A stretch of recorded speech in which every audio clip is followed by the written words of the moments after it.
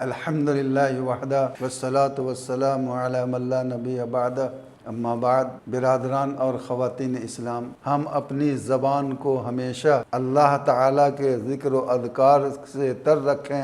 اللہ تعالیٰ ہمیں اجر عظیم سے نوازے گا۔ اذکار و اوراد میں سے ایک ذکر یہ بھی ہے، لا حول ولا قوت الا باللہ۔ صحیح بخاری حدیث نمبر 6384 میں ہے، عن ابی موسیٰ الاشعری رضی اللہ عنہ قال قال رسول اللہ صلی اللہ علیہ وسلم یا عبداللہ ابن قیس الا ادلک علی کنز من کنوز الجنہ فقلت بلا یا رسول اللہ قال قل لا حول ولا قوة الا باللہ۔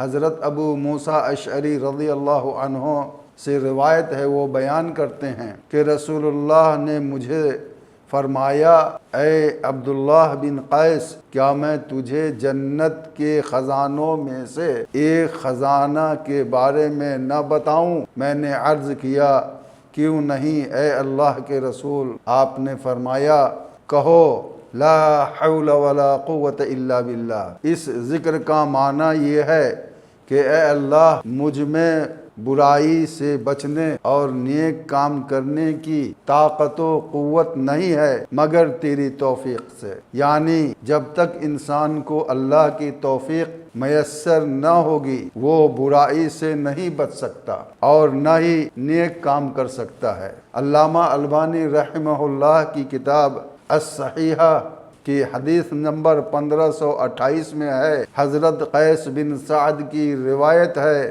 وہ بیان کرتے ہیں کہ رسول اللہ صلی اللہ علیہ وسلم نے میرے پاس آ کر مجھ سے فرمایا، الا ادلک علی باب من ابواب الجنہ قلت بلا قال لا حول ولا قوت الا باللہ۔ کیا میں تمہیں جنت کے ایک دروازے کی خبر نہ دوں؟ لا حول ولا قوت الا باللہ۔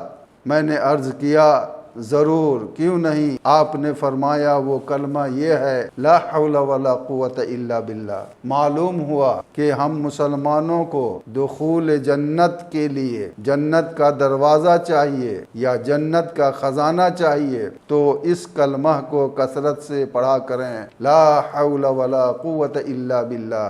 اللہ تعالی ہمیں اور آپ کو خیر کی توفیق بخشے، آمین۔ والسلام علیکم ورحمۃ اللہ وبرکاتہ۔